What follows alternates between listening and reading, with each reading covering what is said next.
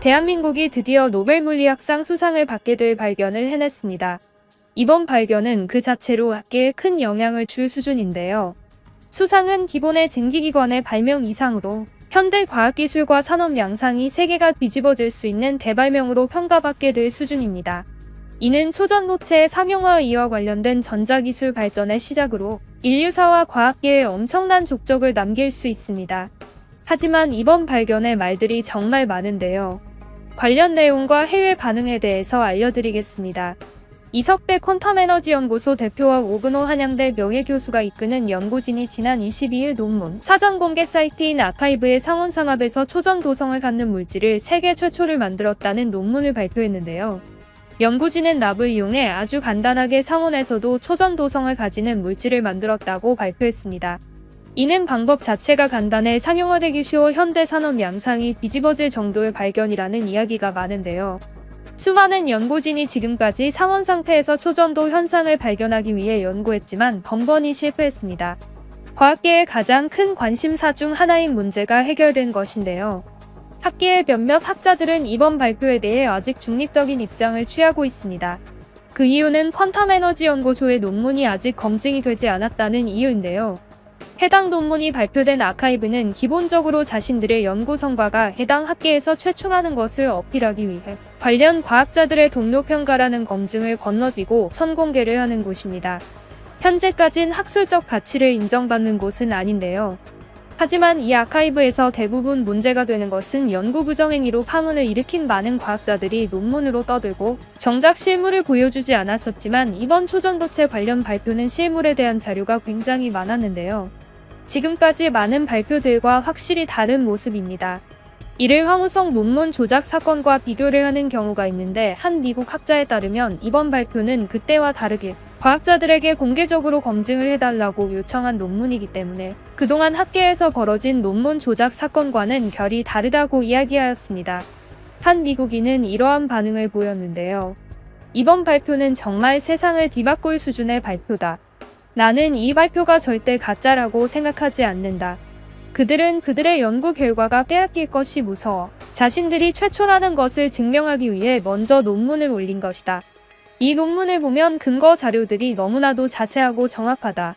이것은 가짜일 수가 없다. 이는 세상을 정말이지 뒤바꿀 것이다. 지금까지 초전도체를 이용한 대부분의 산업과 과학계들은 이러한 방법이 복잡하기 때문에 상용화가 되지 못하고 있었다. 하지만 이번에 한국에서 찾아낸 이러한 초전도체 논문은 그야말로 정말 간단한 방법으로 초전도체를 다룰 수 있게 만들기에 그 힘이 엄청나다.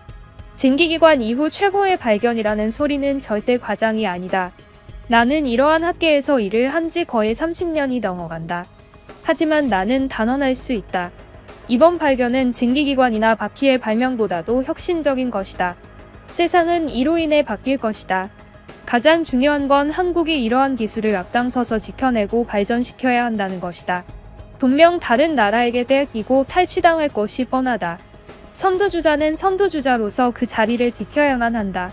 라는 한 미국인의 댓글이 달리기도 했습니다.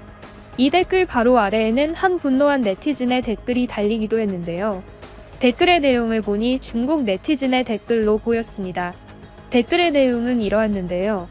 해당 논문은 거짓일 확률이 높다. 한국은 예전에 줄기세포와 관련해서 큰 논문 사기가 벌어졌던 적이 있는 나라다. 한국은 사기의 나라다. 절대 자신들의 기술로 그것을 해냈을 리가 없다. 한국은 단 한 번도 노벨 물리학상을 받아본 적 없는 나라. 그만큼 한국은 과학 후진국이라는 뜻이다. 한국의 대부분의 반도체 산업들도 마찬가지다. 삼성이 자신들의 기술이 뛰어나다고 큰 소리를 치지만 사실 그것은 중국에서 넘어간 기술이다. 한국이 스스로 해낸 것은 아무것도 없다. 우리 중국인들은 이번 초전도체에 대한 발견도 이전에 중국에서 진행한 실험이 없는지 찾아봐야 한다. 만약 중국의 과학자들이 발견한 것을 한국인들이 무단으로 탈취해서 자기들이 발견한 거라고 얘기할 수도 있는 것 아닌가. 나는 정말이지 이 한국이라는 나라를 믿을 수가 없다. 별의 별 상상이 다 되는 나라다. 그리고 그러한 상상이 망상이 아닌 실제의 가능성이 크다. 라는 한 분노한 중국인의 댓글을 볼 수 있었습니다. 하지만 해당 중국 네티즌의 댓글은 논리 자체가 이상한데요. 처음에는 논문 자체가 거짓 논문이라고 주장을 하다가 나중에는 논문은 진짜인데 갑자기 자기들 나라의 과학자들이 발견한 게 아닐까라는 의문을 던집니다. 이 네티즌이 하고 싶은 말은 무엇일까요? 논문이 가짜라는 걸까요? 아니면 진짜라는 걸까요? 논문이 가짜면 중국과는 관련 없는 한국인의 사기 행각이고, 논문이 진짜라면 한국 학자들이 중국으로부터 빼돌린 기술일 것이다 라고 이야기하고 있는데요. 정말 대응 자체도 하고 싶지 않은 댓글입니다. 이러한 댓글에 제가 간단하게 댓글을 달아줬습니다. 내용은 이러한데요. 그래서 논문이 진짜라는 겁니까? 아니면 가짜라는 겁니까? 혹시 다중인격 장애를 앓고 계신 게 아닌가요? 당신이 단 한 댓글에서만 해도 논리가 이리저리 바뀌시네요. 그리고 한국은 과학 후진국이 아닙니다. 한국의 반도체 기술을 넘은 중국의 회사가 단 한 곳도 없는 것이 그것을 증명합니다. 한국이 중국에서 반도체 기술을 탈취했다고 언급하셨는데요.